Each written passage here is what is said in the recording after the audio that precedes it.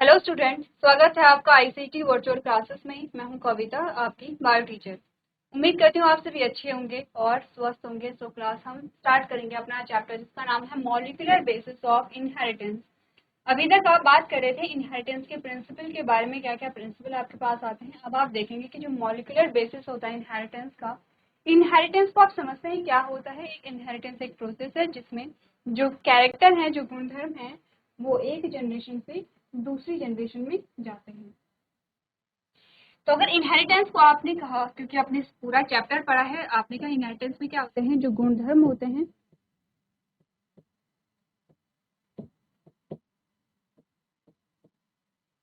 वो एक पीढ़ी से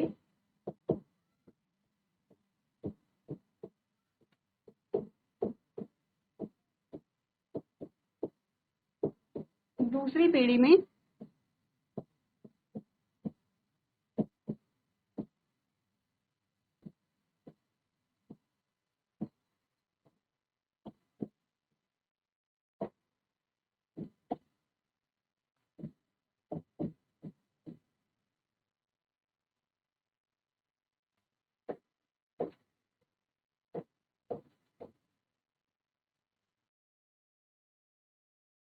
तो हमने क्या बात की, यहाँ पर जो गुणधर्म होंगे वो एक पीढ़ी से दूसरी पीढ़ी में स्थानांतरित होते हैं। अब इसका मॉलिक्यूलर बेसिस क्या है? मॉलिक्यूलर बेसिस में आप क्या पढ़ेंगे? आप पढ़ेंगे यहाँ पर डीएनए को और आरएनए को। डीएनए और आरएनए हमने कहा दोनों हमारे पास क्या आते हैं। डीएनए और आरएनए की अगर हम बात करें, हमने कहा क्या है, जेनेटिक मटेरियल।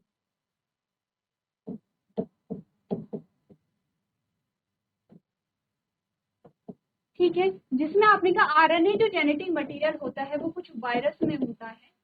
ठीक है, और अगर हम डीएनए की बात करें तो जो मैक्सिमम जो यहाँ पर ऑर्गेनिज्म हमारे पास आते हैं उनमें डीएनए जेनेटिक मटेरियल होता है। जेनेटिक मटेरियल का क्या मतलब है? जेनेटिक मटेरियल का मतलब है कि वह पदार्थ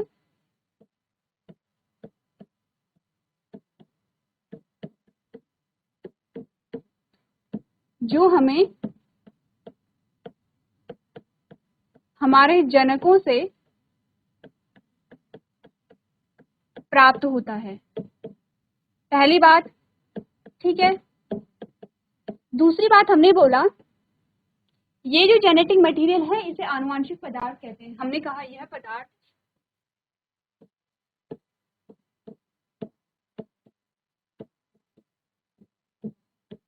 सभी गुणों के लिए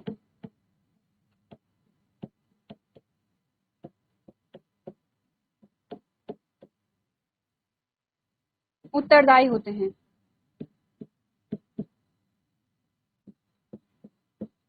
ठीक है, सारे जो कैरेक्टर आप देख रहे हैं, आपने कहा इंटरनल कैरेक्टर है, एक्सटर्नल कैरेक्टर है, सारे जो भी कैरेक्टर हैं उसके लिए कौन रिस्पॉन्सिबल है? जेनेटिक मटेरियल, जिसमें आप डीएनए को पढ़ते हैं और कुछ वायरस में आप आरएनए को पढ़ते हैं। आपने कहा ये पदार्थ सभी गुणों के लिए कैसे उत्तरदायी होते हैं?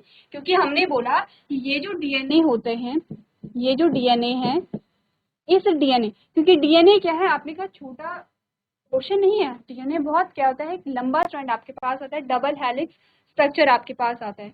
तो हमने बोला इस डीएनए से, इस डीएनए के एक पोर्शन से सिर्फ एक कैरेक्टर के लिए नहीं है बल्कि सारे कैरेक्टर के लिए रिस्पॉन्सिबल है। अब आप जानते हैं कि जीन्स किसे कहते हैं? जो सेगमेंट ऑफ डीएनए होता है या पार्ट ऑफ डीएनए या unit of DNA which is responsible for,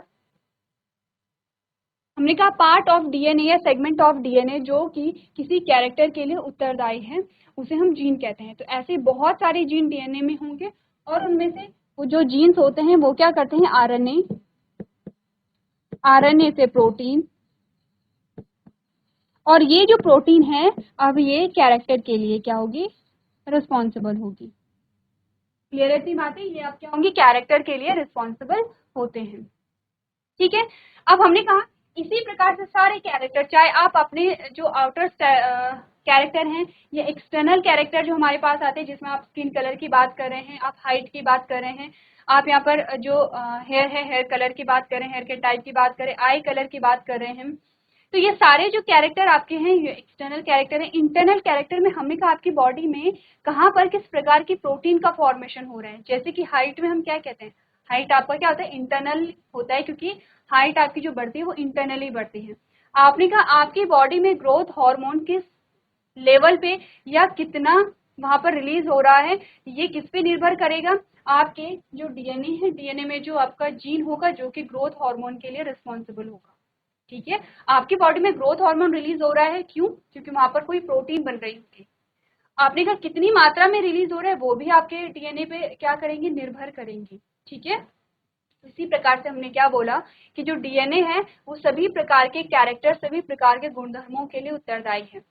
अब जैसे कि हमने कहा कि हमारी बॉडी में जो हार्मोन्स होते हैं, हार्मोन्स जो होते हैं वो उनका क्या होता है, एक जैसे नहीं होते हैं। सभी व्यक्तियों में जो हार्मोन होंगे उनका जो लेवल होगा, हार्मोन एक ही जैसे होंगे, एक ही प्रकार के होंगे, लेकिन उनका जो लेवल होगा वो अलग अलग यहाँ पर होता है। इसीलिए हम जब बात करते हैं एडोलेसेंस की, किशोर अवस्था की, तो आपने कहा किशोर अवस्था की जो एज है, जो उम्र है, वो क्या मानी जाती है? आपने कहा आप 12 से 13 वर्ष की उम्र मानते हैं, 12 से 13 वर्ष, या फिर आप 11 से 13 वर्ष, यहाँ पर जो एज है वो मानी जाती है। इसका मतलब किसी में किशोर अवस्था 11 वर्ष की उम्र में भी आ सकती है, किसी में 12 वर्ष की उम्र में भी आ सकती है, किसी में 13 की उम्र में भी आ सकती है, या 14 की उम्र में भी आ सकती है। अब वेरी कर रहा है, देखिए किसी में 11 में आ रही है, किसी में 13 में आ जा रही है। ये ऐसा इतना वेरिएशन क्यों आया है? हार्मोन्स की वजह से, कि जो हार्मोन्स होते हैं वो किसकी बॉडी में कब किस मात्रा में रिलीज हो रहे हैं, उस पर निर्भर करता है कि आपकी बॉडी में चेंजेस कैसे आए हैं। हार्मोन सभी व्यक्तियों में एक जैसे होंगे, लेकिन उनका जो लेवल होता है वो अलग अलग यहाँ पर होता है। वो किस पे निर्भर करेगा? आपके डीएनए पे निर्भर करेगा। इसके साथ ही हमने बोला था कि जो डीएनए का जो सीक्वेंस होता है, जो नाइट्रोजनस बेस यहाँ पर होते हैं, उनका जो सीक्वेंस होता है, तो वो हर व्यक्ति क्या है, हर व्यक्ति के लिए वो स्पेसिफिक होता है। इसीलिए क्या होता है कि जब भी यहाँ पर क्या होता है, फिंगरप्रिंट जो आप देखते हैं, जब भी जांच होती है तो यहाँ पर क्या होता है, फिंगरप्रिंट को लिया जाता है। अब फिंगरप्रिंट में देखा क्या जाता है, जो डीएनए है वहां पर उसकी सीक्वेंसिंग देखी जाती है, उसे मैच किया जाता है। जैसे कि यहाँ पर डीएनए टेस्ट किया जाता है। ठीक है, तो ये क्या बताता है, ये हमें बताता है कि जो डीएनए का सीक्वेंस है वो मैच हुआ या नहीं हुआ है। तो इस प्रकार से हम क्या समझे कि हर एक व्यक्ति में जो डीएनए का सीक्वेंस होगा स्पेसिफिक होता है। ठीक है, इसी के बारे में हम यहाँ पर बात करने वाले हैं। इम्पॉर्टेंट चैप्टर आपका आता है, आपको ध्यान से सारी चीजें समझनी है। चलिए, सबसे पहले इंट्रोडक्शन देखते हैं यहाँ पर कि जो हमारा डीएनए, आरएनए या जो जेनेटिक मटेरियल है उसकी खोज किस प्रकार से हुई और किसने यहाँ पर की है। ठीक है, आपने कहा over the years after Mendel ने जब एक्सपेरिमेंट कर लिए हैं, देखिए मेंडल ने जो बात की थी वो जीन्स की बात की थी, जिन्होंने फैक्टर कहा था। आपने कहा जो फैक्टर है वो ट्रांसफर हो रहे हैं, वो डोमिनेंट होते हैं या वो रेसेसिव होते हैं, ये सारी बातें मेंडल ने हमें बताई हैं। आपने कहा over the years after Mendel के बाद क्या हुआ, the nature of genetic material was investigated. जो जेनेटिक मटेरियल है, जो आनुवांशिक पदार्थ है, उसके नेचर को क्या किया गया, इन्वेस्टिगेट किया गया, resulting in the realization that DNA is genetic material is majority of organism। और हमें फिर उसके बाद पता चला कि हमारी बॉडी में डीएनए ही क्या है, जेनेटिक मटेरियल है। क्लियर है?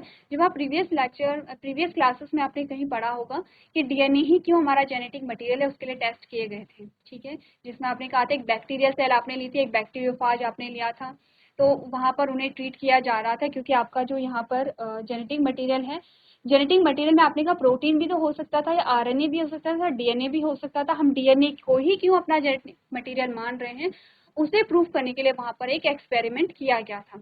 नेक्स्ट आपने बोला deoxyribose nucleic acid DNA and ribose nucleic acid RNA are two types of nucleic acid found in living system. आपने कहा कि दो प्रकार के न्यूक्लिक एसिड होते हैं, कौन से, डीएनए और आरएनए। ठीक है, जो कि किसी लिविंग सिस्टम में पाए जाते हैं। Nucleic acid are polymers of nucleotide. क्या होते हैं? आपने कहा जो न्यूक्लिक एसिड है, आप जब भी न्यूक्लिक एसिड की बात आएगी, ध्यान रखिए, जब भी हम न्यूक्लिक एसिड की बात कर रहे होंगे, इट मीन्स हम दो चीजों की बात कर रहे हैं। हम बात कर रहे हैं यहाँ पर डीएनए और हम बात कर रहे हैं यहाँ पर आरएनए की। दोनों न्यूक्लिक एसिड है। कैसे? अगर आप इसकी फुल फॉर्म देखेंगे, डीऑक्सीराइबो न्यूक्लिक एसिड ये भी है, राइबो न्यूक्लिक एसिड ये भी है। तो आपने कहा जो न्यूक्लिक एसिड होते हैं वो न्यूक्लियोटाइड के पॉलीमर होते हैं। पॉलीमर का मतलब होता है कि बहुत सारे न्यूक्लियोटाइड ने ऐड करके क्या बनाए हैं, न्यूक्लिक एसिड बनाए हैं। ये सेम वैसा ही है कि हमने कहा ये गोला है और इसी प्रकार से इस गोले का नाम है न्यूक्लियोटाइड। आप इतना समझ लीजिए, इस गोले का नाम है न्यूक्लियोटाइड। अब इसी प्रकार से बहुत सारे न्यूक्लियोटाइड जब ऐड हो गए हैं, इस प्रकार से बहुत सारे न्यूक्लियोटाइड ऐड हो गए हैं, अब आप इसे क्या कह रहे हैं, न्यूक्लिक एसिड कह रहे हैं। न्यूक्लिक एसिड का स्ट्रक्चर ऐसा नहीं होता है, कि हम जस्ट समझने के लिए देख रहे हैं। यहाँ पर न्यूक्लिक एसिड का स्ट्रक्चर यानी डीएनए का जो स्ट्रक्चर है वो आगे जाके हम क्या करेंगे, डिस्कस करेंगे। तो ऐसा नहीं है कि आप कॉपी में इसी प्रकार से बना लेंगे, आपको समझना है कि न्यूक्लियोटाइड क्या है और पॉलीमर्स क्या होते हैं। आपने कहा एक को हम क्या कह रहे हैं, न्यूक्लियोटाइड कह रहे हैं, और ये न्यूक्लियोटाइड के पॉलीमर है, यानी कि न्यूक्लियोटाइड के बहुत सारे न्यूक्लियोटाइड जब मिल जाते हैं तो वो क्या बना रहे हैं, यहाँ पर वो न्यूक्लिक एसिड को बना रहे हैं। क्वेश्चन आपके पास ये आता है, आपको समझना ये है कि जो न्यूक्लियोटाइड है फिर वो किन किन चीजों से मिलकर के बना होगा। अभी तक हम क्या समझे, न्यूक्लिक एसिड में डीएनए है या आरएनए है, वो न्यूक्लियोटाइड से मिलकर के बना है, लेकिन न्यूक्लियोटाइड किन चीजों से मिलकर के बना है ये हमें पढ़ना है आगे जो हम पढ़ेंगे। ठीक है, नेक्स्ट हमने क्या बातें की हैं, DNA act as genetic material in most organism whereas RNA act as genetic material in some viruses. Same बातें हमने की है कि मोस्टली जो ऑर्गेनिज्म होते हैं उनमें डीएनए ही जेनेटिक मटेरियल होता है, कुछ ऐसे वायरस होते हैं जिनमें जेनेटिक मटेरियल क्या होता है, आरएनए होता है। जैसे कि आपने रेट्रो वायरस के बारे में सुना होगा, रेट्रो वायरस में जो जेनेटिक मटेरियल होता है वो क्या होता है, आरएनए होता है। अब ये करता क्या है, ये आरएनए होता है। अब ये आरएनए से ये क्या बनाता है, डीएनए बनाता है। कब, जब ये किसी लिविंग सेल के अंदर जाता है, और ये क्या करेगा फिर अपनी जो कॉपी होगी, अपनी ही कॉपी को वहां पर क्या करता है, इंक्रीज करता है। रेट्रोवायरस का नाम आप तब भी पढ़ेंगे जब आप जेनेटिक इंजीनियरिंग पढ़ रहे होंगे, जब आप कहेंगे कि हम जेनेटिक इंजीनियरिंग में हम क्या करते हैं, बेसिकली हम जो जेनेटिक मटेरियल है वो एक ऑर्गेनिज्म का जेनेटिक मटेरियल दूसरे में ऐड करते हैं, जिससे रिकॉम्बिनेंट डीएनए बनता है, यानी कि डीएनए का एक नया कॉम्बिनेशन हमारे पास आता है। वहां पर हम एज अ वेक्टर यूज करते हैं। जब हम ह्यूमंस की बात कर रहे हैं तो ह्यूमंस में हम एज अ वेक्टर यूज करते हैं रेट्रोवायरस को। ठीक है, अब रेट्रोवायरस आप कहेंगे क्योंकि वायरस हमारे लिए हार्मफुल होते हैं तो हम रेट्रोवायरस को कैसे यूज कर पाते हैं। रेट्रोवायरस को पहले क्या किया जाता है, ट्रीट किया जाता है जिससे कि वो कोई भी हानिकारक प्रभाव ना दिखाए और सिर्फ वो एज अ वेक्टर वहां पर काम करे। उसका काम सिर्फ इतना होगा कि जेनेटिक मटेरियल को एक जगह से दूसरी जगह लेके जाना है या एक ऑर्गेनिज्म से दूसरे ऑर्गेनिज्म में लेके जाना है। ऐसे ही अगर हम बात करें बैक्टीरिया की, तो बैक्टीरिया में यहाँ पर जो वेक्टर होता है वो होता है प्लाज्मिड। प्लाज्मिड क्या है, एक्स्ट्रा जेनेटिक मटेरियल होता है बैक्टीरियल सेल का। क्लियर है बात। जब आप यहाँ पर क्लास 11th में थे तब आपने यहाँ पर क्या पढ़ा था, 5 किंगडम क्लासिफिकेशन पढ़ा था, जिसमें पहला किंगडम हमारे पास आया था किंगडम मोनेरा। किंगडम मोनेरा में आपने एग्जाम्पल लिया था, यहाँ पर किंगडम मोनेरा के एग्जाम्पल आते हैं बैक्टीरिया और बैक्टीरियल सेल को जब आपने पढ़ा था तो हमने कहा था जो बैक्टीरियल सेल होती है उसमें एक तो क्या होता है, नेकेड डीएनए होता है, यानी कि सर्कुलर डीएनए पाया जाएगा, जो कैसे होते हैं, प्रोकैरियोट होते हैं, क्योंकि न्यूक्लियर मेम्ब्रेन नहीं पाई जा रही है। और एक एक्स्ट्रा जेनेटिक मटेरियल होता है जिसे हम प्लाज्मिड कह रहे हैं। तो इस प्लाज्मिड का जो यूज है वो हम एज अ व्हीकल या एक ऐसे साधन के रूप में कर रहे हैं जो जेनेटिक मटेरियल को ट्रांसफर करने में मदद करते हैं।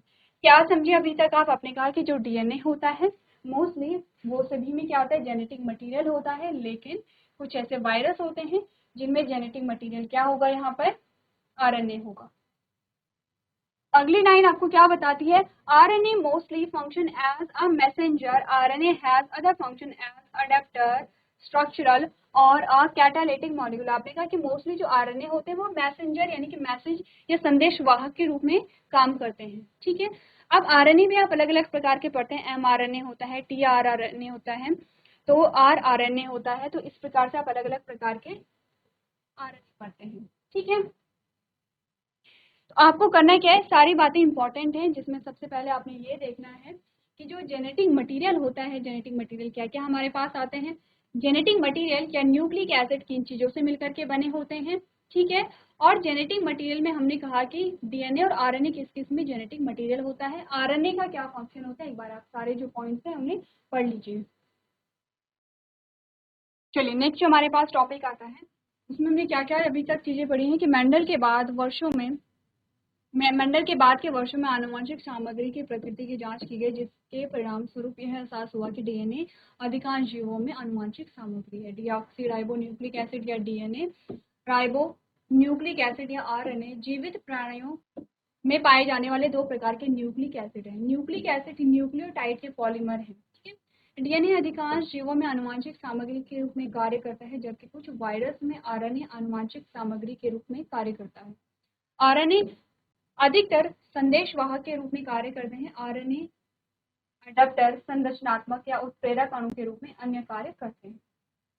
ठीक है, अब हम बात करेंगे हिस्ट्री ऑफ डीएनए, डीएनए की हिस्ट्री के बारे में। ठीक है, क्या है डीएनए?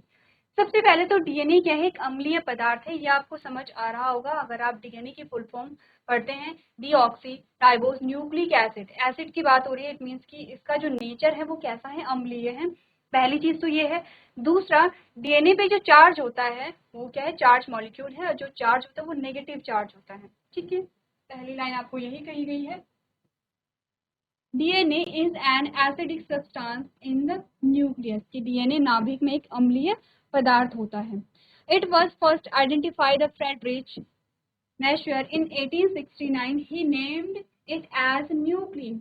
सबसे पहले यहाँ पर जो डीएनए की खोज की गई थी, डीएनए को पहचाना गया था, वो सबसे पहले क्या की गई थी? 1869 में फ्रेडरिक मिशर ने की थी। ठीक है, इन्होंने क्या किया था? इन्हें देखा था और उन्होंने इसका नाम न्यूक्लिन रखा था। क्यों इनका नाम न्यूक्लिन रखा था? क्योंकि न्यूक्लियस में पाया जा रहा था। तब डीएनए का नाम डीएनए नहीं बल्कि न्यूक्लिन रखा गया था, क्योंकि जो डीएनए है वो न्यूक्लियस में पाया जा रहा था। तीसरी चीज आपको बता रखी है, ये बात थी किसकी? 1869 की। 1953 में क्या हुआ? In 1953 double helix structure of DNA was given by James Watson and Francis Crick. ठीक है, आपने बोला कि 1953 में डीएनए की डबल हेलिक्स संरचना James Watson and Francis Crick के द्वारा दी गई। ये चीजें आपको ध्यान रखनी है, इंपॉर्टेंट लाइन है। ये जो आपको एक लाइन दिखाई गई है, ये आपके जीके की लाइन बन सकती है कि जो डबल हेलिक्स स्ट्रक्चर है डीएनए का वो किसने दिया है। ठीक है, या फिर दूसरा क्वेश्चन आ सकता है कि डीएनए की खोज किसने की। अगर डीएनए की खोज के बारे में आया तो आप किसका नाम लेंगे? यहाँ पर फ्रेडरिक का नाम लेंगे। अगर डबल हेलिक्स स्ट्रक्चर की बात आई तो आपने जेम्स वॉटसन एंड क्रिक का आपको नाम लेना है। आपने कहा based on X-ray diffraction data produced Maurice Wilkins and Rosalind Franklin. आपने बोला कि यहाँ पर क्या हुआ? जो मॉरिस विंगलिंग एंड रोजिन फ्रैंकलिन द्वारा निर्मित एक्स-रे विवर्तन डेटा पर आधारित थी। इस स्लाइड में आपको सिंपल सी बात ये याद रखनी है, तो जो डीएनए है वो कैसा है? एसिडिक है नेचर, इसमें नेगेटिव चार्ज होता है। सबसे पहले इसकी खोज किसने की और डबल हेलिक्स स्ट्रक्चर किसने दिया है? तो ये सारी जो चीजें हैं एक बार आप लोग नोट कर लीजिए। चलिए, तो अब बात करते हैं यहाँ पर डीएनए के स्ट्रक्चर की, कि डीएनए का जो स्ट्रक्चर होता है उसमें क्या क्या चीजें इंक्लूड होती हैं। सबसे पहले हमें ये देखना है कि डीएनए में क्या क्या चीजें ऐड है, उसके बाद हम समझेंगे डीएनए का स्ट्रक्चर किस प्रकार से है। ठीक है, तो आपने बोला कि यहाँ पर आपके पास सबसे पहले तो क्या आते हैं? शुगर, शुगर मॉलिक्यूल आते हैं। ये आपके पास शुगर है, ये वाले जो आपको पिंक कलर के स्ट्रक्चर दिखाई दे रहे हैं जिनमें एस लिखा हुआ है, ये तो है आपके शुगर की चेन है। ठीक है, दोनों तरफ क्या होती है? शुगर की चेन होती है। अब ये जो शुगर है किस प्रकार की शुगर है? पेंटोस शुगर है। जैसे कि आपने क्या कहा कि जब आप बात करते हैं इसकी फुल फॉर्म की, तो आपने कहा डीऑक्सी राइबोस न्यूक्लिक एसिड, कैसी है? पेंटोस शुगर है। शुगर क्या होती है? आपने अगर कार्बोहाइड्रेट के बारे में बात की है, अगर आपने कार्बोहाइड्रेट पढ़ा है, जो कार्बोहाइड्रेट्स होते हैं वो दो टाइप के होते हैं, simple carbohydrate and complex carbohydrate. ठीक है, सिंपल कार्बोहाइड्रेट का एग्जांपल हमने कहा ग्लूकोज, और कॉम्प्लेक्स का मतलब हमने कहा स्टार्च को हम ले लेते हैं एग्जांपल। ठीक है, कार्बोहाइड्रेट के जब आप बात करते हैं कार्बोहाइड्रेट को, तो आपने कहा मोनोसेकेराइड होते हैं, डाइसेकेराइड होते हैं, ऑलिगोसेकेराइड होते हैं, पॉलीसेकेराइड होते हैं। मोनोसेकेराइड में वो होता है कि जब यहाँ पर जो सिंपल शुगर होती है, जैसे कि जो ग्लूकोज है, उसकी जब एक ही यूनिट वहां पर होती है तो उसे आप सिंपल शुगर कहते हैं या मोनोसेकेराइड कहते हैं। डाइसेकेराइड में जब यहाँ पर जो सिंपल शुगर है या सिंपल कार्बोहाइड्रेट है उनकी जब दो यूनिट होती है तो डाइसेकेराइड कहते हैं। ऑलिगोसेकेराइड में फिर और ज्यादा ऐड हो जाते हैं। और अगर हम बात करें पॉलीसेकेराइड की, तो पॉलीसेकेराइड में आपने कहा कि यहाँ पे जो चेन होती है उसमें 10 से ज्यादा यूनिट पाई जाती हैं। ठीक है, तो कुछ इसी प्रकार से आपने कहा कार्बोहाइड्रेट में यहाँ पर आप देखते हैं कि कौन सी शुगर है, तो हमने कहा पेंटोस शुगर यहाँ पर हमारे पास आती है। ठीक है, पेंटोस शुगर आप समझ गए हैं, पहली चीज यहाँ पर पेंटोस शुगर होगी। दूसरा दूसरा आपने कहा नाइट्रोजिनस बेस होते हैं, जिसमें आप प्यूरिन और पिरिमिडीन की बात करते हैं। ठीक है, प्यूरिन एंड पिरिमिडीन की बात करते हैं। प्यूरिन और पिरिमिडीन फिर अलग अलग प्रकार के होते हैं, जैसे कि adenine, cytosine and thymine and guanine. ठीक है, अलग अलग प्रकार के होते हैं। प्यूरिन के भी अलग अलग प्रकार आपके पास आएंगे, पिरिमिडीन के भी अलग अलग प्रकार आपके पास आते हैं। जैसे आपने कहा थाइमिन है, साइटोसिन है, ठीक है, एडेनिन है एंड ग्वानिन है, 4 आपके पास आ रखे हैं।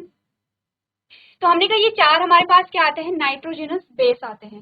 पहली चीज आपने क्या कही है, पेंटो शुगर है, पहली चीज हमने पेंटो शुगर पढ़ी है।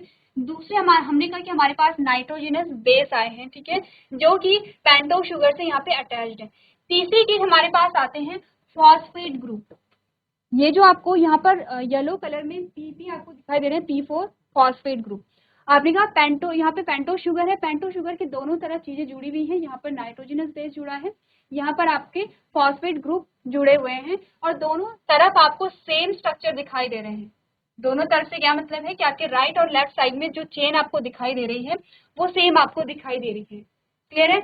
इसके अलावा यहाँ पर हमने क्या कहा, इसके अलावा हमने कहा कि जो नाइट्रोजनस बेस हैं वो आपस में फिर से कनेक्ट हैं। आप ध्यान दीजिए, यहाँ पे अलग अलग बॉन्ड हम पढ़ेंगे। अभी हम सिर्फ ये देख रहे हैं डीएनए किन किन चीजों से मिलकर के बना होता है। अब जब हम इसके डिटेल स्ट्रक्चर को देखेंगे तो हम हर एक बॉन्ड का नाम पढ़ेंगे। जैसे कि एक बॉन्ड यहाँ पर ये बना है, पहला बॉन्ड। एक बॉन्ड यहाँ पर ये बना है। एक बॉन्ड शुगर और फॉस्फेट ग्रुप के बीच में बना है। एक बॉन्ड शुगर और थाइमिन के बीच में बना है, और एक बॉन्ड यहाँ पर थाइमिन और एडेनिन या फिर एक नाइट्रोजनस बेस का दूसरे नाइट्रोजनस बेस से बना है। 3 बॉन्ड आप पढ़ते हैं और तीनों बॉन्ड के बारे में आपसे पूछा जाता है। जैसे कि अगर आप ध्यान से देखेंगे तो यहाँ पर आपको डबल बॉन्ड दिखा है, यहाँ पर आपको ट्रिपल बॉन्ड दिखा है, फिर आपको डबल बॉन्ड दिखा है, फिर आपको ट्रिपल बॉन्ड दिखा है। तो आपने कहा क्या ये अल्टरनेट में जो हमें मिल रहा है क्या ऐसे ही होता है, या इसका एक स्पेसिफिक अरेंजमेंट होता है? हमने कहा स्पेसिफिक अरेंजमेंट होगा। आपको ये ध्यान दे रहे हैं कि किससे कौन कनेक्ट हो रहा है। अगर साइटोसिन से ग्वानिन हो रहा है तो आपने कहा यहाँ पे आपको ट्रिपल बॉन्ड दिखाई दे रहा है। अगर थाइमिन से एडेनिन हो रहा है तो आपको डबल बॉन्ड दिखाई दे रहा है। और ये जो बॉन्ड है ये कौन से बॉन्ड है? आपने केमिस्ट्री में बॉन्ड्स के बारे में पढ़ा होगा जब आप 11th 12th में जो आपके पास चैप्टर आते हैं, और में आप अलग अलग बॉन्ड के बारे में बात करते हैं। तो इन्हीं बॉन्ड के बारे में हम बात करेंगे। अभी तक आप इतना समझिए कि जो डीएनए होता है, एक तो सबसे पहले शुगर से मिल करके बना होगा, ठीक है, जो राइबोज शुगर होती है, डीऑक्सीराइबोज शुगर होती है। दूसरा हमने कहा फॉस्फेट ग्रुप होता है। तीसरा हमने कहा नाइट्रोजनस बेस होते हैं। इन सभी को हम नाइट्रोजनस बेस कहते हैं। 2 प्रकार के होते हैं, प्यूरिन एंड पिरिमिडिन। हमें देखना है प्यूरिन में कौन ऐड होगा एंड पिरिमिडिन में कौन ऐड होगा। अभी तक जो बेसिक सी चीजें हैं वो आप लोग एक बार नोट कर लेंगे। चलिए, अब आपको करना क्या है, यहाँ पर सबसे पहले तो आपको जो डीएनए है, डीएनए का कुछ इस प्रकार से स्ट्रक्चर देखना है। इसके बाद अब हम बात करेंगे सबसे पहले तो न्यूक्लियोटाइड की, क्योंकि हमने कहा था कि जो न्यूक्लिक एसिड होते हैं वो न्यूक्लियोटाइड के पॉलीमर्स होते हैं। तो हम देखेंगे, ये स्ट्रक्चर हमने देख लिया है, न्यूक्लियोटाइड क्या होते हैं। न्यूक्लियोटाइड के साथ आपको न्यूक्लियोसाइड एक और वर्ड मिलेगा, न्यूक्लियोसाइड होते हैं, न्यूक्लियोटाइड होते हैं, किस प्रकार से डीएनए को बनाते हैं, डीएनए में कौन कौन से बॉन्ड होते हैं। और एक चीज आपने देखी होगी, आपने यहाँ पर देखा 5' and and 3' and, 3' and and 5' and, इसका क्या मतलब होता है? ठीक है, हमने क्या देखा है यहाँ पर, आपने हमेशा देखा होगा जैसे कि अगर आप डीएनए के स्ट्रैंड को ऐसे दिखाते हैं तो आप क्या कहते हैं, 5' 3' 3' 5'। क्या मतलब होता है इनका, ये हम समझेंगे। तो आपके लिए होमवर्क में है कि ये जो डायग्राम है इसे आप लोग बनाएंगे और देखेंगे कि डीएनए किन किन चीजों से मिलकर के बना होता है। तो जो भी चीजें हमने अभी तक डिस्कस की हैं एक बार आप लोग रिवाइज करके लेके आएंगे। आज के सेशन में हम इतना ही करेंगे। अभी तक क्लास में बने रहने के लिए आपका धन्यवाद।